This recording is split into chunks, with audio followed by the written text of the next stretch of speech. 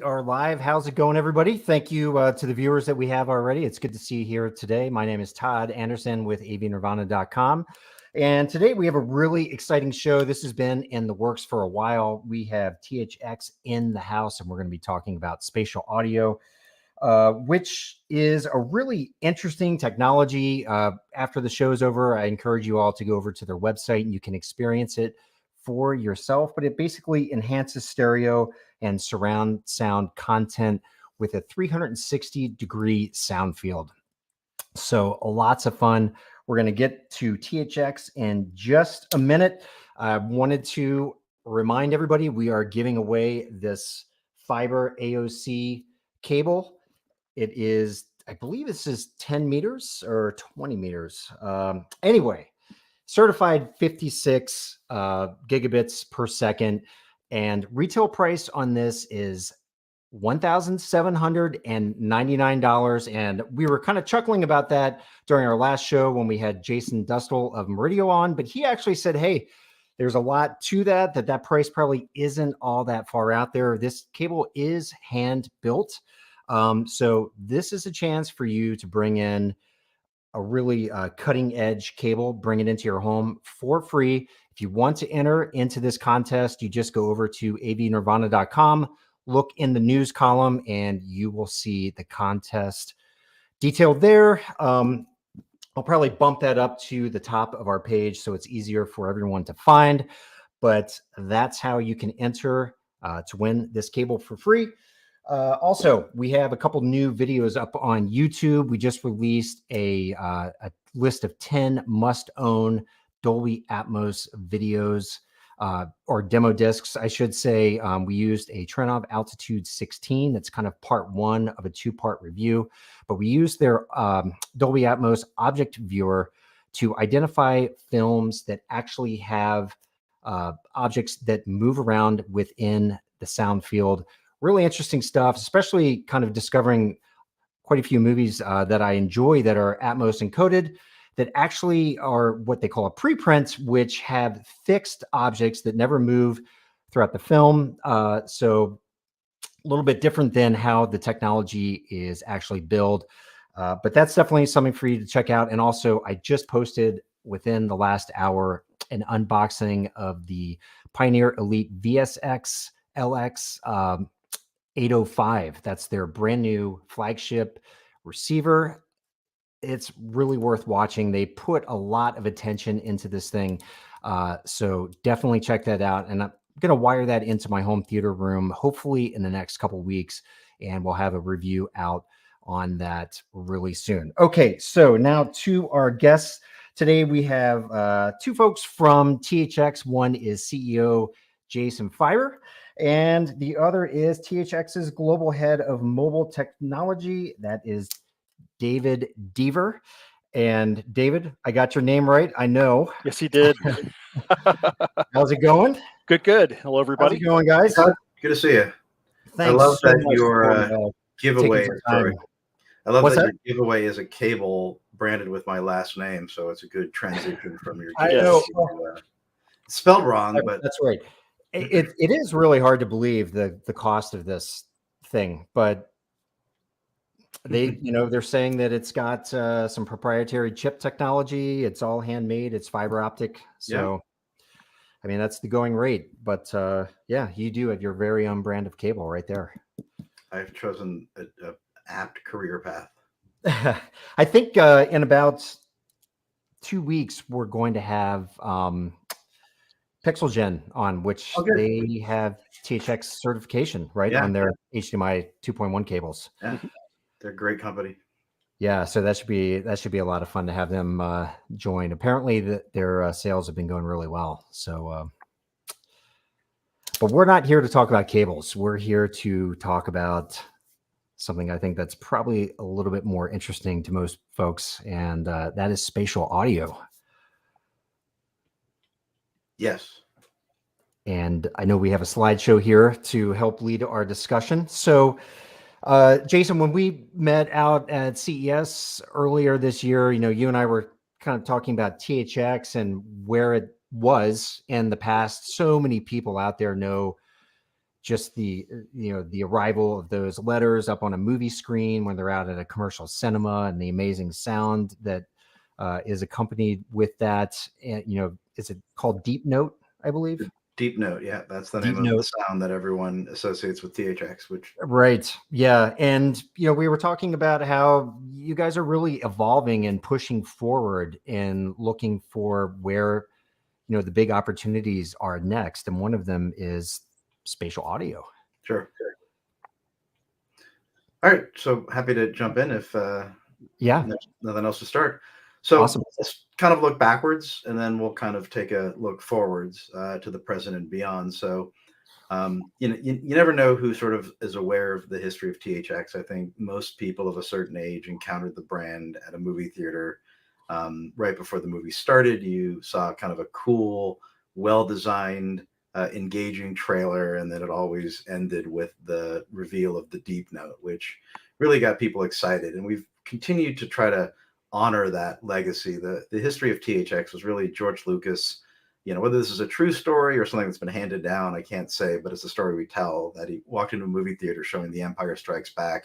And if you recall, in that era, there were a lot of like discount theaters, a lot of like, sort of mini mall theaters that were old theaters that hadn't really been upgraded, that were showing movies, and really was disappointed with the sound, really disappointed with the picture and the theater overall. Because at that point, he'd achieved a level of success where he meant something in Hollywood. He designed this program to incentivize cinema operators to upgrade the quality of their rooms and their auditoriums. And those that followed his specifications for optimal viewing and listening conditions were granted the privilege of calling their room THX certified. It enabled them to show the trailer. It gave them the ability to put a metallic plaque outside the room and also advertise it on their marquee and in their advertising. And it was a pretty big driver of success when the program was introduced. People really wanted to see movies with great quality. It kind Mhm. of forced some, lesser performant cinemas to really get serious about their rooms. At the time, it was the sort of thing where if you had a choice of seeing a movie with THX certification in a cinema that was THX certified versus a different, most people would opt to go see a movie in a THX certified theater. And that was really the standard that George set as a creator himself. We've always held close to the ideal that we want to help enable the ability for anyone consuming content to see and hear that content the way the producer intended. And that's really been our mantra moving forward, is that we've always tried to ensure that the highest quality is what guides everything that we do. Mhm. So, it kind of is our mission statement. It's the only slide I'll read outright, which is THX believes that consumers should have access to premium audio and video experiences, no matter the medium of consumption. Quality matters. And that really informs our legacy, which is in cinema, our certification business for consumer electronics, and also our pivot to more technologies, be them our AAA headphone amplifier technology or our spatial audio technologies. All we're trying to do is ensure that whatever an artist creates, we enable that artist's work to be consumed in the most optimal way possible. And your consumer certification program is still having a big impact on the Oh yeah, industry. yeah. I Lots of mean, folks look to that. the president of THX doesn't sort of forget the past, right? We still have a presence in cinemas. Arguably, it's not as prolific as it once was for a variety of reasons, but we've introduced new cinema programs. We've started to gain some traction outside of the U.S. Mhm. But yeah, I mean, I would say for a where we've been perspective, our certification program still has a lot of faithful companies and a lot of faithful partners. Continue to submit product for certification. Per Listen, M&K, KEF, certainly PixelGen, and a number of others. So we've really continued to certify consumer electronics because it continues to be a differentiator for the brand, particularly in a competitive marketplace. Mhm. But over the years, we've really expanded to provide, some level of THX quality assurance or quality technology or program in a lot of different verticals. We've been, designing, laptops that are have the screen and the audio THX tuned. We've got our spatial audio technologies, our AAA technologies. We've had an impact on gaming through our spatial audio technologies. We continue to be forceful in our demands for quality in home theater, even in automotive and personal electronics. and even in live entertainment. When I joined the company, we were in the process of certifying Beyonce's Formation tour. And right before Beyonce took the stage, every night they would show the THX trailer and play the deep note, and the audience went crazy. We also certified Aerosmith's residency at the Park Theater in Las Vegas, and recently announced we're also certifying the existing Aerosmith tour, the upcoming farewell tour. So we continue to try to bring what we can to ensure the audience has the best experience. And an artist like Aerosmith is really concerned of making sure that all of their shows deliver the highest possible audio quality for their audience. And so we're there to make sure that that happens. And we're part of that team, and it's a great team to be a part of. Will they have the deep note before their concerts? They will. They will. In fact, if the program that they showed in Vegas is the program they show in the existing tour, and we don't have access to that. They actually had it twice. This time around, at least, we know that the pre-show reel will end with the deep note, and that will essentially be the last sound the audience hears before Aerosmith walks on stage. And so it really is that last moment of clarification and confirmation for the audience that they're about to enter into a great experience. And Aerosmith is really concerned about making sure their audience has the best experience. Awesome. So here's a list of some of our partners, some familiar names, perhaps some less familiar names. These are sort of past and present, all of which we've either certified or provided some level of technology or tuning for. Moving on. So I think, David, do you want to jump in and start talking about spatial audio? Sure. So, one of the fundamental points that Jason, you made earlier was this is to a large degree something that is a relatively recent series of verticals for us, coming from the certification side of the business and certainly the cinema side. The next step really in this area is the notion of immersive experiences and things that are really fundamental to drawing people into reproduction, both video and audio. In the case of spatial audio, clearly one of the things that we want to be able to do is to start to level up, if you will, a lot of the kind of base entry level consumer electronics to provide experiences that are really meaningful for end users. In other words, the things that we're able to do really within our technologies are something that is a fundamental benefit to any consumer electronics manufacturer that we participate with. Certainly on the bullet points here, yes, honoring the creator's intention is pretty fundamental. But that's really borne out in the things that we actually do in terms of the actual technology that's implemented. The notion of HRTF-based headphone binauralization, being able to effectively place the listener in a particular acoustic space, if you will, being able to handle the various legacy and forthcoming channel formats, if you will, stereo, multi-channel. Once you get into ambisonics with much higher orders, and then places where you're going to consume this, gaming headsets, we've certainly done quite well with laptops. The sorts of things that we can do with a laptop from a tuning and measurement perspective are really fundamental to be able to elevate inexpensive products all the way up to the top level, and to take expensive, well-designed products and really take them into the stratosphere in terms of performance. And soundbars. Soundbars are a legitimate alternative for many people who don't have a lot of space, who want to be able to provide something that's a meaningful, immersive experience. So anything from theatrical content, linear long-form content from from basically our history. Positional audio within headphones, for example, is a really fundamental premise in terms of being able to leverage that detail to perform better from a gaming perspective. That competitive edge, I think, is really what defines the things that we do, as opposed to providing a washy reverb or something in the back of somebody's headphones. Gamers really notice a significant difference in terms of what happens from a positional perspective when you provide them something that's low latency and high fidelity. From a music, which again, as a musician myself, is really a fundamental first premise, we really improve the overall timbral performance of a given system that we do tuning for, as well as providing spatial for, that really takes you into the actual music itself, as opposed to just having this, kind of opaque signal in front of you that you just kind of sit there and nod your head to, so to speak.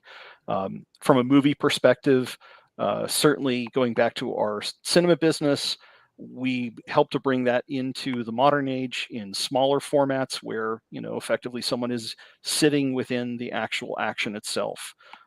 And fundamentally, we want to honor the way that the creative process works in terms of audio production, video production, what have you. And we feel that this particular approach really ensures that end users get something that's exciting, immersive, that they don't necessarily want to leave behind. And so, we've touched upon a lot of products like that. And to add, before we get into some of the formats and products, is just simply the sense of realism, right? The idea behind all of this is it's sort of like you don't remember a pleasant plane ride or flight. You only remember the flights where you had, turbulence and a cranky baby or whatever it is. So the idea is that the text should melt into the background. It shouldn't be foremost. It should feel real. It should feel natural. It shouldn't feel forced. It should simply just feel like the level of immersion is realistic, which means sometimes when you're looking for that moment where you have that, oh, wow, maybe it comes later because the content isn't designed in such a way where there's an immediate impact that lets you hear some sort of, bullet whizzing by a few meters away from your head. Maybe it starts with footsteps, which are very close and doesn't necessarily feel as spatial, but it does reflect the way that you would experience footsteps in the real world. And only once something's further away and creating some sort of an action that you then realize that you're hearing something further out of your head and further away. Sometimes it's nuanced, sometimes it's extreme, but the idea that we're shooting for is realism, not fantastical. Right. So again, a movie theater is really designed to make you feel like you're in the action, but if it's mixed poorly, it takes you out of the action and arguably impacts your experience with that movie. So ours is really trying to keep things within scale and not get too extreme, because as we've seen from a lot of the commercial other content rollouts of spatial audio, the further you get away from what feels familiar, the less comfortable people seem to be. It's not like a wholesale replacement for stereo. It's really an additional layer of how to receive multi-channel content or ambisonic content or object content in a way that just replicates normality. And that's what we're trying to achieve. Is ideally the best compliment is that, oh, I didn't even notice spatial audio was on. Right. Simply, but they were able to perform better, as opposed to, oh, I was aware of it the whole time. You're focusing on the wrong thing at that point. Yeah, we've seen this in stereo as well, in traditional hi-fi systems as well, an industry that I come out of, where there are people who are fixated on the presentation and not on the content. And really, a good system is always about, can I get through to the content without being, pulled out of context by, oh, what's this? The short attention span distraction, if you will. Quick question for you, David. You had mentioned, kind of in this idea of people who don't have the space or room for a full-blown home theater system. Do you all have a sense of what proportion of people, and I'm sure it's different for gaming versus movies, but what proportion of people are reaching for sound bars or headphones or things along those lines? So that's a good question, because even in a household where someone has multiple dedicated hi-fi systems, sound bars are still a completely valid thing for a bedroom or a media room or whatever the case might be. For travel, headphones, earbuds, laptops, tablets, whatever the case might be, maybe what you have available close at hand. And there should be a seamlessness, if you will, to spatial audio and content rendering, no matter where you're at. And I think that that's, in terms of determining where things are at, I think someone who's really into audio and video, I think, is generally going to be walking around with quite a few different things at their disposal. And so I think that being able to scale that across issues of space, expense, is really one of those things that is fundamental to the overall process. So in terms of a number, I would guess that there are probably quite a few folks with fairly elaborate home cinemas that have a lot of other related consumer electronics that hopefully we would be a part of that experience to be able to, create that seamless notion of moving from here's my home cinema to here's my home cinema and a tablet on a plane or on a train or whatever the case might be. Yeah, For sure. it's worth adding that, we're not trying to replace traditional surround sound systems. Right. We're not in any way trying to say that our tech can replace having multiple speakers placed around you, be it 5.1, 7.1, or something even higher channel count than that. I mean, if you have the ability to build a home theater or living room that has physical speakers and an AVR that can decode the signal and, provide the appropriate environment, the appropriate crosstalk and, phase correction, everything, by all means do that. You wouldn't want to get a spatial enabled soundbar or wear headphones when you can actually sit in a theater with actual emitters. Nothing, in my opinion, would replace that experience. It's really for those that are in an environment where they want more immersion, or they want more width, or they want more positional audio to be able to either replace, enhance, or it's just not available. So small apartments, certainly people that game on laptops or home PCs where you don't necessarily have the ability to put multiple speakers around, households where there's noise concerns, apartments where there's noise concerns. There's all these different situations where people are gravitating to headphones and soundbars. But of course, we're not trying to state, hey, don't bother with a 7.1 system, just go ahead and get the soundbar.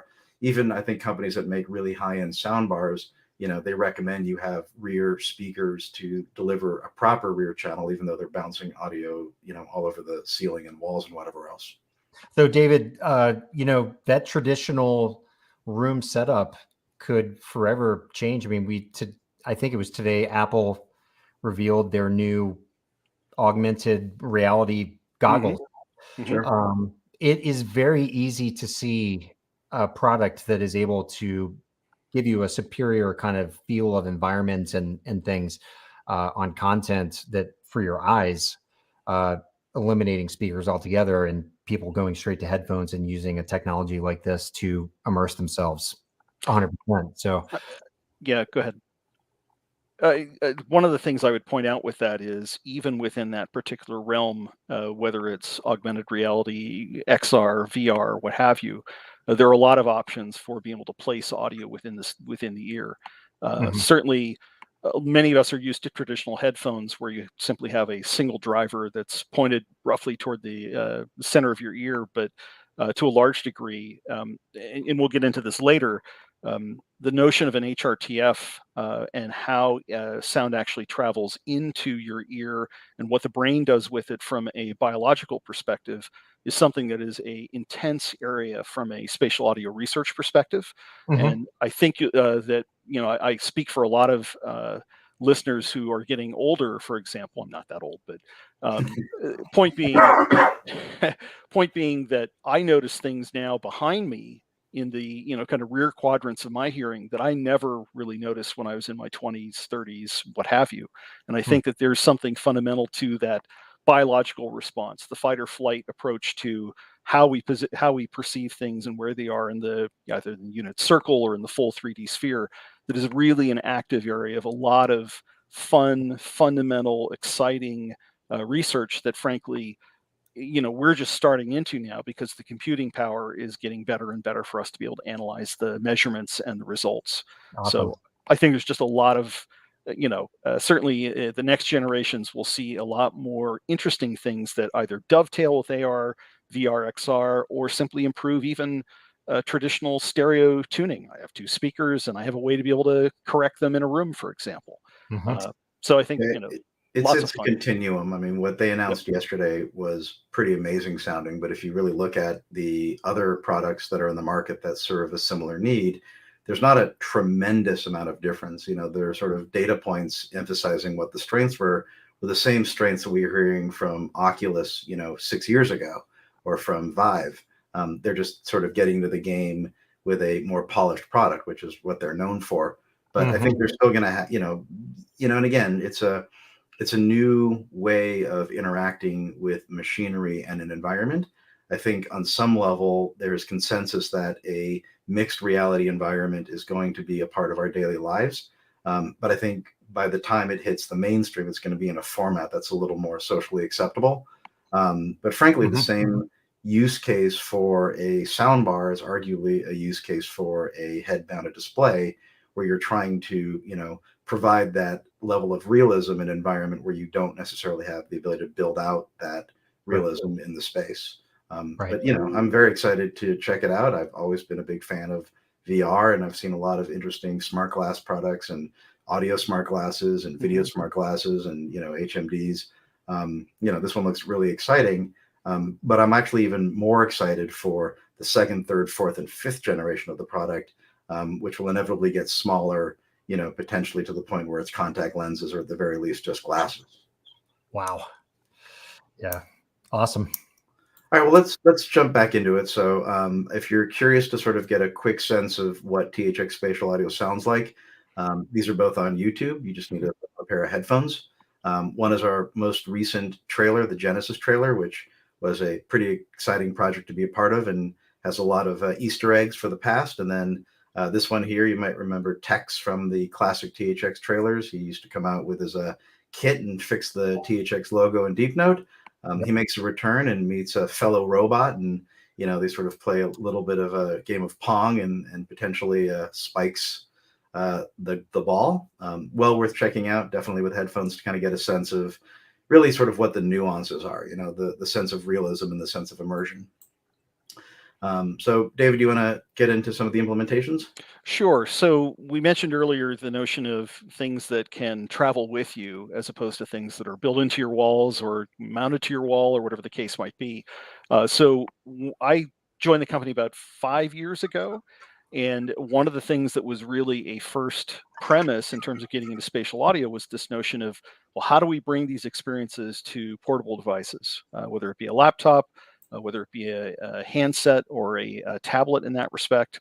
And one of the things that we've looked at has really been there are certain circumstances in which having a dedicated connected pair of headphones makes sense, traditional headphone binauralization. And then there are situations in which speaker-based spatial, at arm's distance, makes a difference. And there are technologies that we are able to leverage for both that effectively provide as best as possible a degree of immersion for those types of products. For example, whether it's anything relating to something that's wireless, Bluetooth, true wireless earbuds, Bluetooth headsets, things that are directly connected. Although it is definitely the case that there are fewer and fewer things with a 3.5 millimeter jack. USB-C is very popular, certainly on Apple devices as well as Android devices in that respect. And we leverage a lot of different technologies to be able to improve that audio, whether it's EQ and dynamics, if you will, to improve loudness or to compensate for perceived issues with the speakers as they come out of the box, being able to adjust the sound field, and effectively to provide as much of an immersive, exciting experience as we can within the context of a small consumer electronics device that is not terribly expensive, but ultimately very well engineered by dint of the effort that's put into the audio measurement and tuning. Okay. Next slide. So some key things from a marketing perspective, the notion of immersive audio as a must-have, even within the span of the last 2, 3, 4 years, is really elevated to the point where releasing a product that doesn't have some sort of spatial audio processing is really a non-starter. You can buy pretty much everything at this point that would be a perfect candidate for some sort of improvement in this particular area. For earbuds, that is something that has been a primary growth segment and certainly an area that we've focused on to a certain degree. Head tracking, being able to adjust the sound field predicated upon the position of your head in 3 dimensions, if you will, low latency. Those are all fundamental things that are, if you will, table stakes to current technology within spatial audio. And we try to provide that as best as possible through a variety of apps, as well as some pre-production tuning that builds in the best possible optimization for that hardware. Just to add, I mean, this is sort of, in addition to spatial audio, there are other associated features that we're able to, offer as enhancements. And so head tracking has become a, sort of more recent development that we're finding a lot of companies and a lot of brands are looking to add. So it's one thing to have the realism and immersion of spatial audio, but the minute you turn your head, the entire scene moves with you, and that doesn't reflect reality, right? So Sure. when you're able to track ahead, you can leave the audio where the audio is emitting from and turn your head in the more realistic way where the audio would be coming from. So your left, you're now continuing to hear the source while the origin of where you started remains in place. Wow. So that's a key development. And there's a lot of other enhancements that are either coming along or already here. But spatial audio plus head tracking, at least in our research, has the most significant impact on a user's ability to localize and feel like they're in an authentic environment, much more so than a lot of other things that maybe either we worked on or other companies have worked on. But we feel like that's really where the combination of the two delivers a much more realistic and authentic soundstage. And so the first place that we've deployed it is within the domain of headphones on the DSP front. You get a head tracking chip and or a DSP chip that can run the algorithms. You can do it on headphones. You can do it on TWS. The experience is pretty remarkable, especially since you're no longer worried about the device that's playing the content back, because all of the technology is embedded within the listening device. Advances that are, quite frankly, almost remarkable when you also think that they include things in general, like, active noise canceling and, high-speed Bluetooth connectivity, low latency Bluetooth connectivity. You're really getting to this notion of sort of a home theater that you can hold in your hand. So one of the things that's explained within this context is the notion of what we do for speakers and soundbars. And going back to the remark earlier with regard to the notion of folks that don't have a huge amount of space to work with, in some case, dorm rooms. If this technology had been around when I was a college student, it would have been fantastic. The idea to be able to have two really good, fundamentally high quality speakers built into a single housing, maybe with a subwoofer, maybe without, that effectively allows one to place the image across the stereo field in front of you, I think is a fundamental thing. And I want to point out one other thing that's probably worth noting here relative to what Jason mentioned about head tracking, and that is we certainly, from a home theater perspective, we're used to this notion of 5.1 and 7.1 and stereo. But I'd say one of the interesting things that has really evolved as computing power and DSP has gotten better and faster is the notion of being able to say, I have N number of channels that I want to spread across N number of speakers, emitters, whatever the case might be. And the technology to be able to do that, whether it's head tracking, whether it's stereo width expansion or crosstalk cancellation, makes a fundamental difference in terms of being able to say, no matter what the number of speakers I have available to me, I can provide as great as possible an experience by mapping those inputs channel-wise, objects, discrete channels, whatever the case might be, into physical outputs. And that's something that I think we do very well, and I think is something that is a generational difference compared to the notion of, well, I have one amplifier, one cable, one speaker, and that's the signal that goes through it, versus I have 3 or 4 of these, and I move the sound moves across all of these. How do I integrate this together? That technology is something that's fundamental to spatial audio that I think is, at least within the last decade or so, something that's really a game changer in terms of how we handle audio processing and placement, if you will.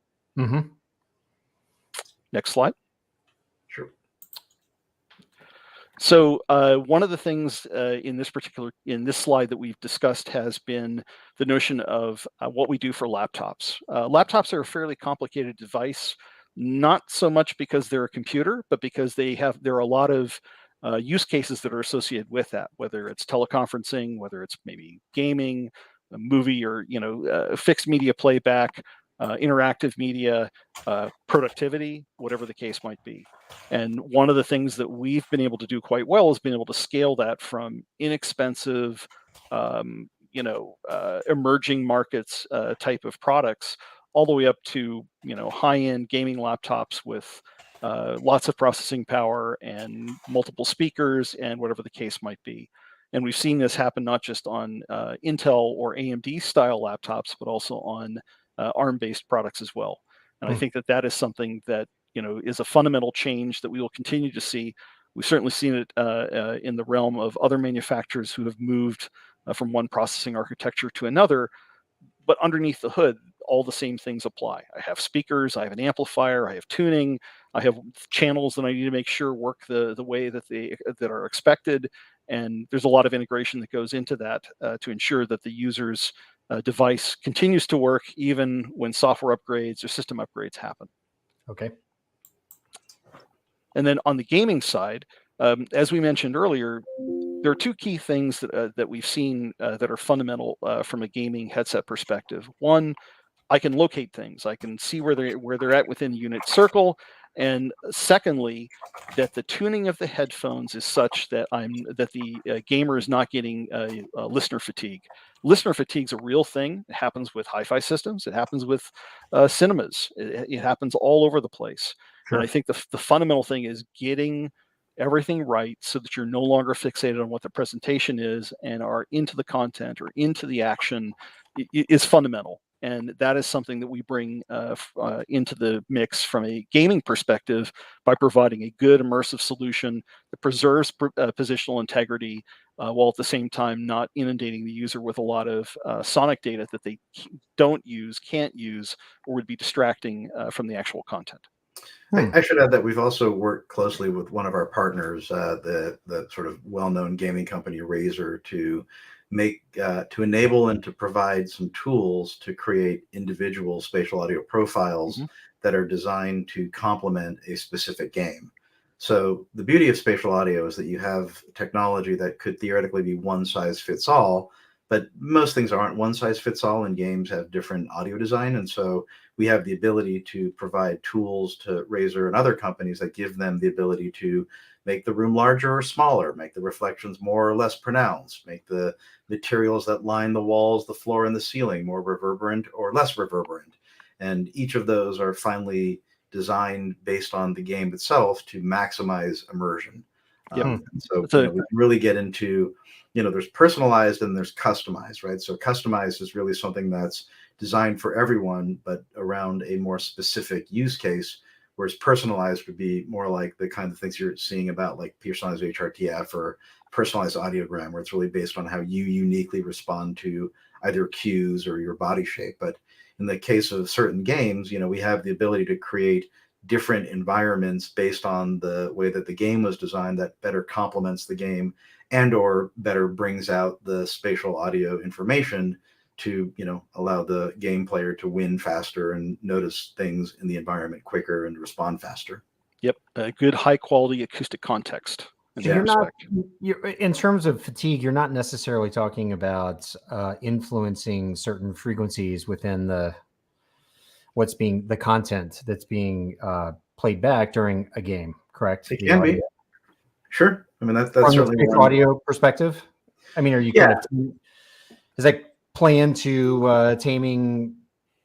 I mean, can you explain that a little bit? Yeah, so there's two different axes, and David can probably do a better job of explaining it than I can. But one is the spatial audio environment, which is more about the virtual room and all of the things that go into the virtual room. And then, of course, the other side of it is just simply good old-fashioned EQ.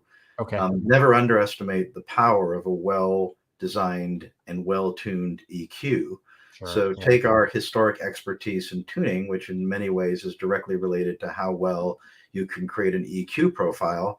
Marry that with a specific setting that engages the user with a room that has been customized for that environment, and the power of the two can really make something much more impactful and much more powerful.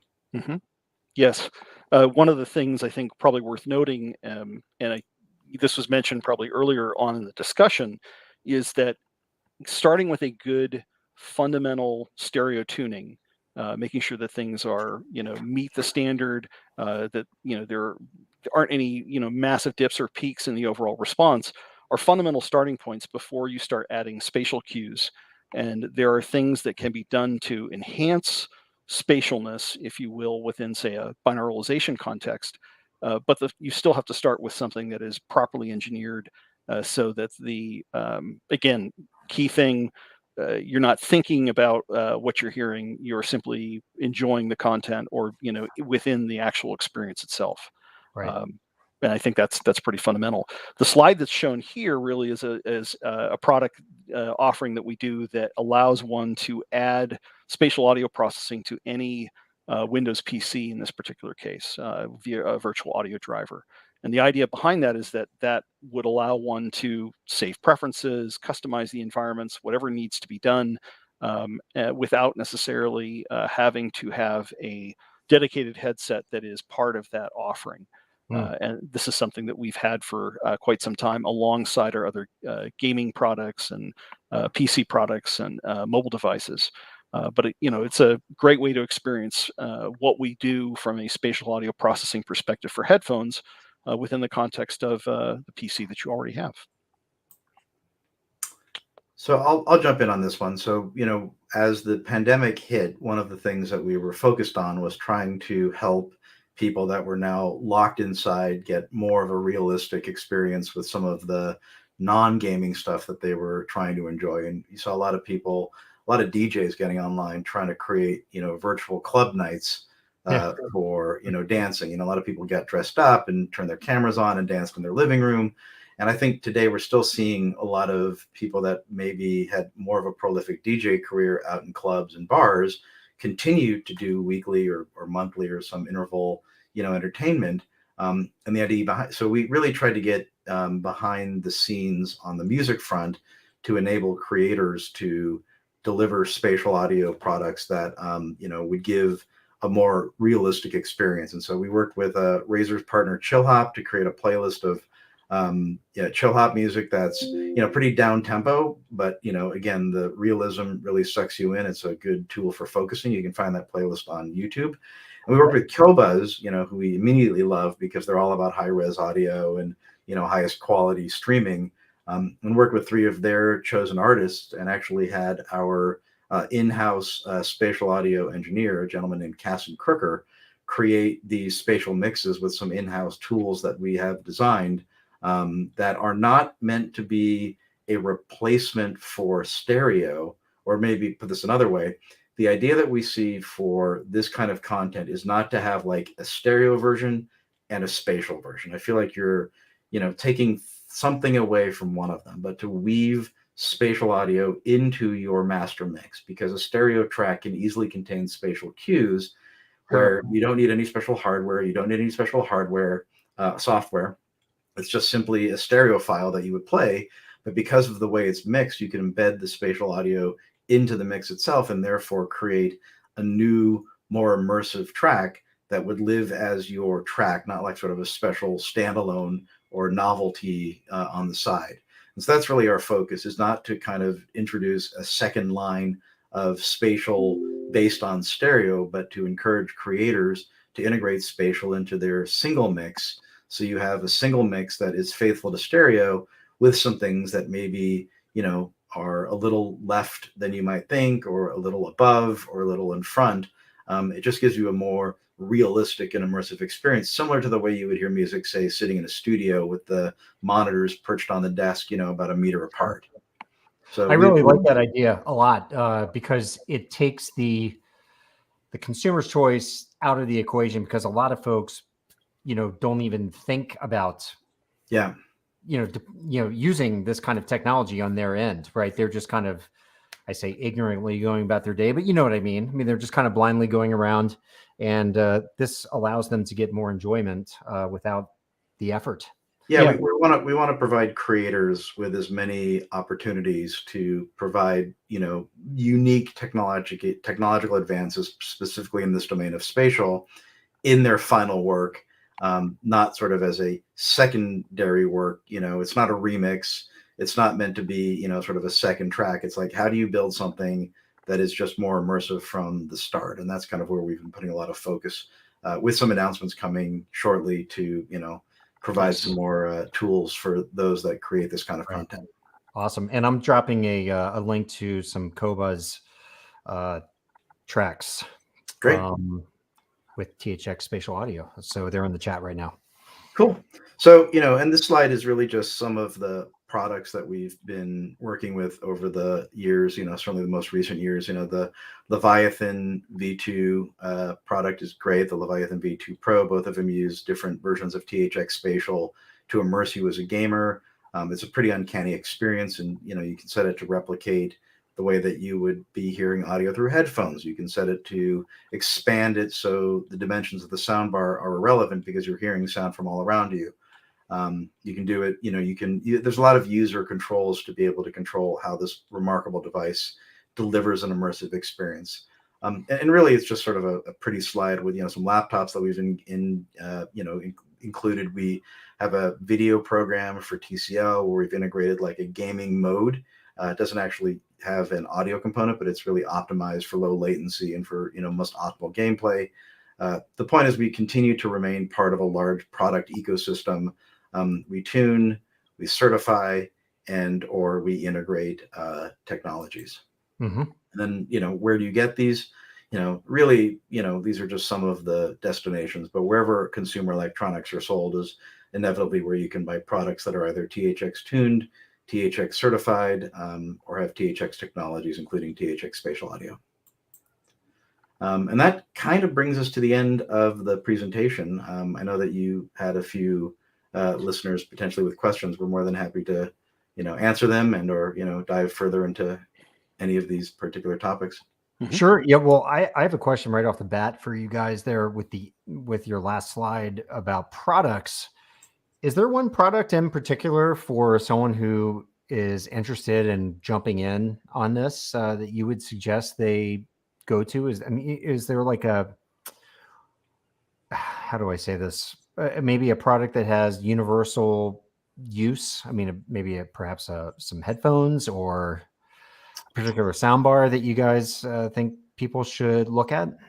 Yeah, from a soundbar perspective, I think the Razer Leviathan V2 Pro is a pretty remarkable product. It has a lot of unique technologies. There's a lot of user controls. It can truly immerse you.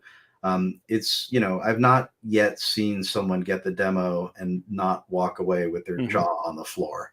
I realize there's a lot of knots in there, so I've probably done triple, double negatives there. But I think Leviathan V2 Pro is a pretty incredible product. It's getting great reviews. It launched at CES. I would highly recommend checking that product out if you get the chance. It's really a game changer, I think, in terms of personal speaker audio. Okay. As far as headphones go, really any gaming headphone that has THX spatial audio will have a relatively similar experience. We do a lot of work with Razer. So Razer has recently, every year there's a new wave of Razer products. We work closely with them to ensure that our technology is updated based on, changes in hardware, changes in software, changes on the platform for which it's designed. But the Black Shark V2 Pro 2023 is, I think, the latest product that uses, our latest spatial. And we're pretty proud of the way it sounds. It seems to be a great tool for gamers. It seems to be, a real winning experience for anyone. So those are probably the two I would point to. There are many other products that have included THX spatial audio. For example, we've been on Gateway and Vio laptops.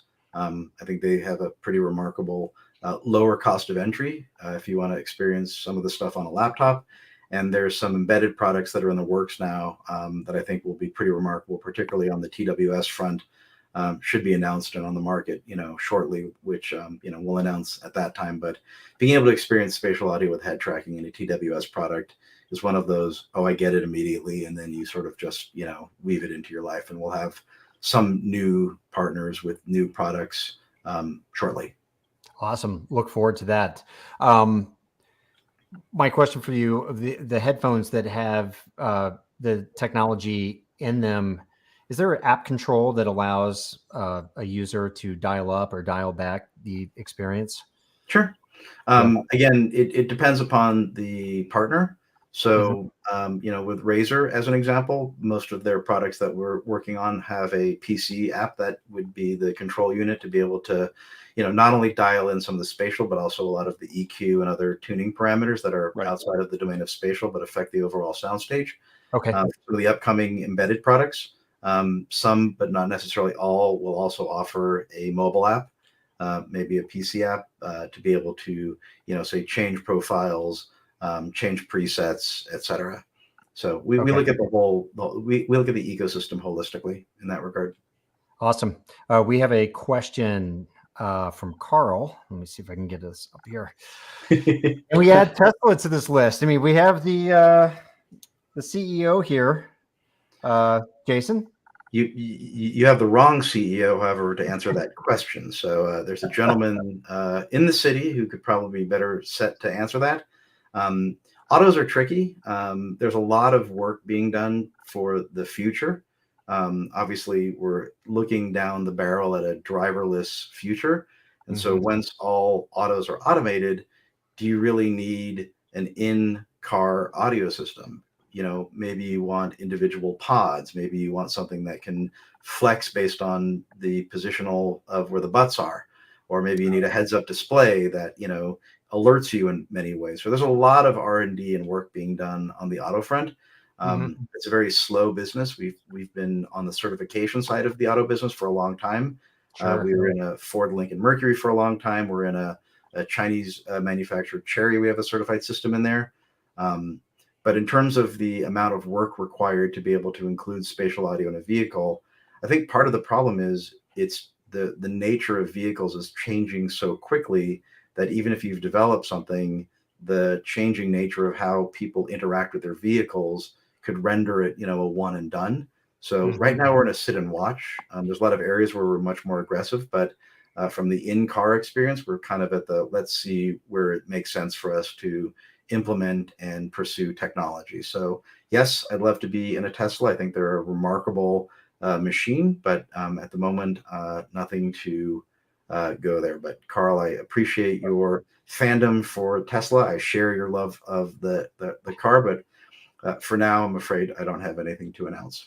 It seems like it might be a little tough, also just from the perspective of having multiple seats that you're accommodating. Sure. Correct. It seemed I had Dirac on a while ago, and they were talking about how a lot of their technology is to allow the sound to basically sound uniform and the same from seat to seat to seat. Diffuse, yeah. Which is the whole premise behind their new active active room treatment technology that they're rolling out as we speak right now. So it from the spatial audio side of things, it seems like it might be difficult to begin to create that 360-degree dome. Yeah. Considering someone who's sitting 2 rows back in your SUV, right, versus the driver. Or am I totally off base? No, you're totally right. So we've looked into this pretty extensively. I mean, there's passive noise cancellation, there's active noise cancellation, there's beamforming, there's head track spatial audio. And again, it's almost the same conversation we have about call centers, right? So you don't really want to hear the person on the phone next to you. There's a lot of ways to ensure that what you're hearing, the person next to you isn't hearing, but there are also restraints as well. As an example, the lower frequencies, they're not necessarily as steerable as the higher frequencies. And so you could theoretically create a product where individual seats have individual sound stages, but if you also wanted to add like some sub to that, that's going to spread because there's really no way to gate that.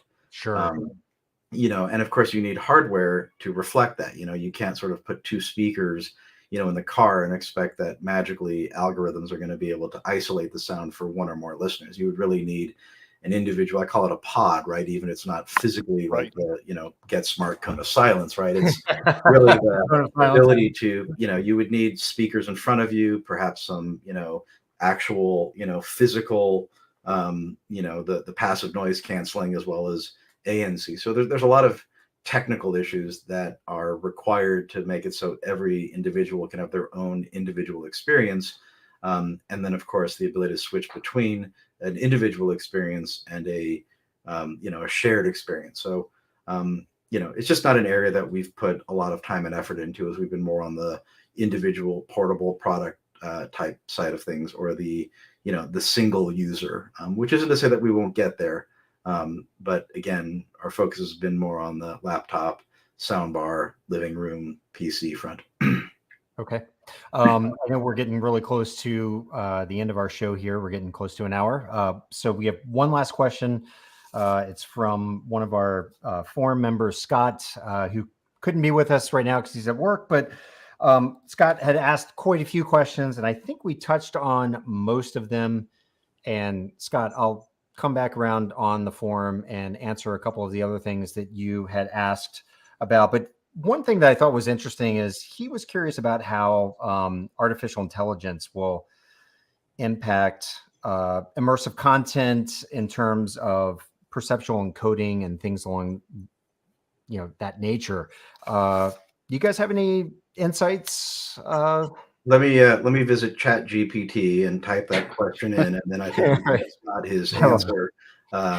David, you're probably more qualified to answer that one than I am. Sure, and let's be clear. There are multiple new technologies, all that seem to be lobbed in with artificial intelligence, machine learning, models that are associated with those processes. And I think it's at a very basic level, it's quite obvious that processing that would have typically been done in a much more deterministic fashion with, hey, I've got a number of channels and I'm going to do this. A lot of that can be sensed now in a manner that really automates a lot of that part of the process. And I think one of the things that you will see as time goes on is less this notion of EQ presets, for example, as a traditional receiver in the 70s might have had, versus say something that is automatic or adaptive in terms of what the content is that's coming in, whether it's channelization or anything else like that. And I think that there are multiple companies working on technologies like this, but I think that that's something that to a certain degree, you have two ways of looking at it. You can focus on the benefits that it provides in a scenario where maybe you can't find the TV remote, and so you want the television to process audio in a manner that's complementary to the content, or the ability for an end user to be able to disable it and turn it off. That's the other side of it. I mean, while we build spatial audio into products, we also make sure that the end user has the ability to switch it off if they want to experience, just the stereo tuning. And I think that is a fundamental thing about the experience that needs to be, reinforced, which is the user should always have a choice. Maybe I want it to be automatic. Maybe I want to handle this manually. And I think both use cases are sensible. Interesting. Well, that's certainly, that's a little bit down the road, you would think, but maybe not that far off. Yeah, I mean, things that you thought were, 10, 20 years off seem to be now like 2-3 years off. And in your hand. Obviously, AI has been around for a while, but it seems to be kind of having its moment right now. I'm sure we'll, continue to talk about it. Then we'll stop talking about it for a minute, and then it'll come back and we'll be back to talking about it again. I mean, you look at the, sort of path that VR has taken. 6 years ago, you couldn't stop talking about VR. 3 years ago, I would say that nobody was talking about VR. And our friends down in Cupertino really forced that conversation back on us yesterday. They did. And I think, AI feels like something bigger, right? I think that we, much like spatial audio, that I think over time won't be its own category, but will be woven into products. AI itself will also be, just part of products. It won't be like you have to visit Chat GPT or Mid Journey. You'll just simply, hit the variation button on Photoshop, or you'll, hit the, complete this sentence button in Word or Docs or whatever your plan is. I don't think you're going to need to leave the software. I think the software will add AI technologies because they're just so useful and helpful. In the same way where you won't necessarily have the spatial audio mix of this song and the stereo mix of this song. I think you'll just have the mix of that song, which will include spatial audio and, arguably hardware that can optimize for the playback. That's really interesting. Yeah. And Scott, I also think that, you're talking about content creation. It's going to really streamline and make it a lot easier for movies to be encoded, spatially speaking, I would assume. The tools are going to become so powerful. Yeah. And obviously AI can help, even on the spatial front, right? You can sort of brainstorm on ways that, the AI can anticipate, changes. It could theoretically pull elements out of the mix. We're seeing a lot of advancements in stem extraction. Stems, for those who don't know, are the individual components that make up a song. So the drum track, the guitar track, the vocal track. Remixers have always gotten actual stems, not virtual stems, from the artist, like a Pro Tools session where you can isolate the vocals, or you can isolate the drums. Algorithmically, the extraction of that information is more and more in the hands of the masses. There's a lot of tools where you can just run, a compiled stereo track and pull out the vocals and have your own acapella.